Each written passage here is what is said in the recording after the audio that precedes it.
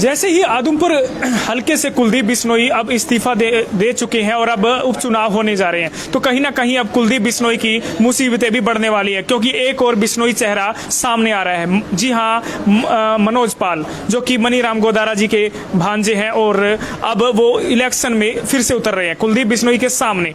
Bishnoi community अब कितना विश्वास उन पर जताएगी, वो भी अब देखने वाली बात होगी। चलिए बातचीत करते हैं उनसे। सर नमस्कार। नमस्कार सर, कुलदीप बिश्नोई, अब लगता है कि कुलदीप बिश्नोई जी खुद नहीं आकर के भव्य बिश्नोई जी को लेकर आ रहे हैं। क्या लगता है, किसी प्रकार का उनको डर है कि कहीं हार ना जाए? देखो, मुझे लगता है कि उनको, वो अपने पुत्र को सोच रहे हैं कि मैं इसको प्रमोट करूं, लेकिन वो उनके उलट पड़ेगा। जो उनकी सोच है वो गलत सोच है। लोग तंग आ चुके हैं। वहाँ पर कोई एक व्यक्ति, मतलब एक अच्छा व्यक्ति नहीं आया आज तक, स्पेशली हमारे परिवार से, क्योंकि चौधरी भजनलाल को बनाने वाले भी हम ही हैं। हमारे परिवार ने बनाया, चौधरी मनीराम जी गोदारा ने बनाया, उसको टिकट भी उन्होंने दी थी।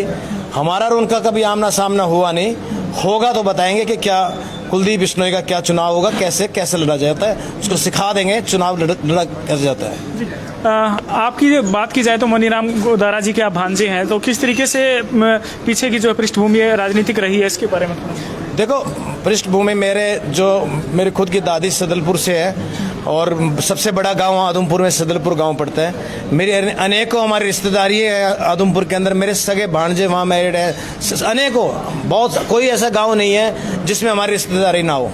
सबसे प्रेम लगाव है। वो आज से पहले वो रिश्तेदार भी, कुछ रिश्तेदार चौधरी भजनलाल के साथ लगे हुए थे। जब हमारे आने के बावजूद वो सारे के सारे हमारे साथ ही लगेंगे। क्या लगता है कि जो आपने वजह बताई कि अब रिश्तेदारी भी है, भाईचारा भी है, प्रेम भी है, तो कुलदीप बिश्नोई के बारे में ये कहा जाता है कि अक्सर भजनलाल जी के नाम से उन्हें वोट मिलते रहे हैं और पहले भी मिलते रहे हैं, अभी भी कहीं ना कहीं भजनलाल जी के पुत्र होने के नाते उन्हें वोट मिले हैं। क्या लगता है अब ये चीज़ काम आएगी? मुझे नहीं लगता कि ये चीज़ काम आएगी, क्योंकि वो जनता के बीच में नहीं रहा। चौधरी भजनलाल जी जनता के बीच में रहते थे, मानते हैं इस चीज़ को, लेकिन कुलदीप बिश्नोई कभी जब जनता के बीच में नहीं आया। कुलदीप बिश्नोई ने चौधरी भजनलाल के नाम की खाया है, लेकिन भव्य बिश्नोई कुलदीप के नाम के नहीं खा सकता। फर्क है। लोकसभा चुनाव हिसार का जब भव्य बिश्नोई ने लड़ा था तो कहा जा रहा था कि आदमपुर हल्के से वो हार हुई थी उनकी, तब उस समय भी हार हुई थी। क्या लगता है अब जीत हो पाएगी या नहीं हो पाएगी? तो वही चीज़ दोबारा दोहराई जाएगी। 20,000 से आ रहे थे आदमपुर से, और इस बारी इलेक्शन आने दो, और हमारे परिवार में से मेरे को अगर मौका मिला तो दिखा देंगे, इनको धूल चटा देंगे। क्या कोई राजनीति चुनाव लड़ेंगे, कुछ भी हो, चुनाव लड़ा जाएगा। पार्टी का देखते हैं क्या है। कोई पार्टी अगर हमारे को चल रही है बात, और मुझे लगता है कि पार्टी हमारे को देगी, मान सम्मान देगी कुछ।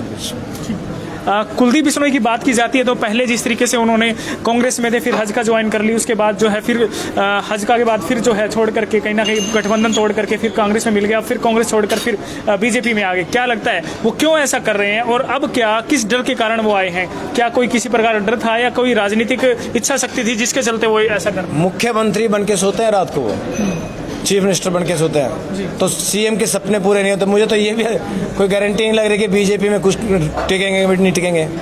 कुछ अगला इलेक्शन किसी और पार्टी से भी चुनाव लड़ सकते हैं, कोई गारंटी नहीं है। और मैंने तो पिछली बार आप भी आए थे, प्रेस कॉन्फ्रेंस हुई थी, मैंने कहा था कि ईडी के डर से हुआ है, और कुछ उस टाइम में भी मैंने आपको कहा था जो लोग इसके सपोर्ट में गए हैं वो लोग भी उसी चीज़ के डर से गए थे कि उनके भी ईडी की रेड ना बढ़ जाए, क्योंकि उन्होंने भी इतना ही बड़ा बेईमानी का पैसा कमाया हुआ है। कुछ ऐसे नेता हैं जिनके पास 1 एकड़ जमीन तक नहीं थी, आज वो करोड़ों के मालिक बने बैठे हैं। करोड़ों के हिसाब चुकती किया जाएगा और लोग चुकती करवाएंगे हिसाब। आपके बारे में कहा जाता है कि आप बीजेपी से जुड़े हुए थे पहले और अब कहीं ना कहीं टिकट नहीं मिलने के कारण ही बीजेपी छोड़ना है या कोई और कारण है? देखो, हमारा तो किसान आंदोलन में, हम जब उसके साथ दिल्ली जो किसान आंदोलन था उसके अंदर मेरे परिवार ने पूरा बढ़ चढ़ करके हिस्सा लिया था। स्पेशली मैंने काफ़ी दिनों तक मैं वहाँ रहा, और जो आदमी कुछ करके आया होता है, किसी को अगर दान पेटी में कुछ डाल के आता है वो बताया नहीं जाता क्या कुछ करके आया है। लाखों रुपए वो खर्च करा था हमने वहाँ पर, बहुत सेवा करी हमने। तो जब आदमी जो किसान आंदोलन के साथ जुड़ गया तो ऑब्वियसली बनी हुई बात है कि उसने बीजेपी तो छोड़ ही दी थी। फिर अब आदमपुर की जनता किस तरीके से विश्वास करेगी, क्या और किन कारणों से आपको वोट दे, ये बताएं। देखो, एक बारी तो आजमाएगी जनता, इनसे तंग हो गई है, भी एक नया चेहरा देखें क्या है। हमारे परिवार का तो चौधरी मनीराम गोदारा जी थे, उन्होंने जिला बनाया फतेहाबाद का, और आदमपुर के अंदर ऐसे ऐसे अनेकों काम करें, 2-3 तो ऐसे नहर निकाल के दी है जो जिसका पानी का कई गांवों में सुविधा मिल रही है। नाम था, ईमानदारी थी, हमारे ऊपर कोई भ्रष्टाचार करी था, हमारे ऊपर तो हम चुनाव लड़ रहे हैं एंड बीजेपी के खिलाफ बोल रहे हैं ईडी उडी हमारे पास लगाओ ना, ईडी वाले कुछ दे के जाएंगे, हमें हमारे से लेके क्या जाएंगे। कुलदीप बिश्नोई की हार का कारण क्या मानते हैं? अगर वो हार होती है तो क्या जनता के बीच वो नहीं रहना या काम नहीं हुए, किस वजह से लगता है आपको अगर वो हारते हैं? जनता का भरोसा विश्वास हट गया। जनता कहती है कि हमारे को इसने अपना गुलाम बना लिया है, जो हम कहेंगे वही होगा, लेकिन वो नहीं होने वाला। बिश्नोई समाज जो है समाज को देख करके उसको वोट देता था और आदमपुर जो है कहीं ना कहीं बहुत बड़ा वोट बैंक बिश्नोई समाज का है, या कहीं कि पूरा बिश्नोई समाज है। तो अब 2 चेहरे सामने आ रहे, क्या लगता है कितना विश्वास अब कुलदीप पर होगा या नहीं करेगा?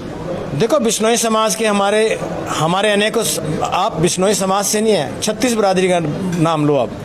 हमारा 36 बरादरी के वोटर के अंदर है, जितना बिश्नोई समाज में उससे ज़्यादा और बरादरियों के अंदर हमारे परिवार का, मेरा खुद का पर्सनली हर एक से संबंध है। आप यहाँ देखो, हर बरादरी के लोग बैठे हैं, कोई बिश्नोई बरादरी का अकेले का नहीं है, बिश्नोइयों के भी बरादरी के आए हुए हैं, हर बरादरी का आदमी आया हुआ है, हर गाँव से आए हुए हैं। हमारे जाट बरादरी के सारे बालसमंद से आए हैं, और लोगों से आए हैं, खासा महाजन से आए हैं, जगान से, हर गांव से एक आदमी 2 आदमी बुलाए हैं। मैंने तो ये प्रेस कॉन्फ्रेंस एक बारी बिठाने के लिए करा था, चलो एक बारी अपना चेहरा दिखा दूं। चेहरा जब महापंचायत आएगी तो आप उसमें देखना क्या होगा।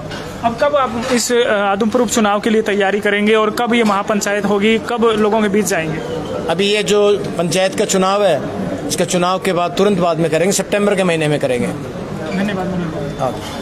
तो ये थे हमारे साथ मनोज पाल जी, जिन्होंने अब ताल ठोक दी है। अब जो है आदमपुर उपचुनाव के लिए तैयारियां जो है जोरों शोरों पर वो करने जा रहे हैं। उनका कहना है कि महापंचायत करके अब जल्द ही जो है मैदान में उतरा जाएगा। कुलदीप बिश्नोई को जवाब देने के लिए एक और बिश्नोई चेहरा सामने आया है और उनका कहना है कि 36 बिरादरी का समर्थन मुझे मिल रहा है और उसके साथ उतरूंगा मैं। और कहीं ना कहीं करारी हार देने की बात कही जा रही है कि कुलदीप बिश्नोई लड़े या भव्य बिश्नोई लड़े, उनको करारी हार जो है हमारी तरफ से दी जाएगी, क्योंकि पूरा बिश्नोई समाज भी हमारे साथ है और भी 36 बिरादरी जो है वो पूरा सपोर्ट हमें कर रही है। और अब महापंचायत करके वो इस बात को, इस कार्य को शुरू करने जा रहे हैं।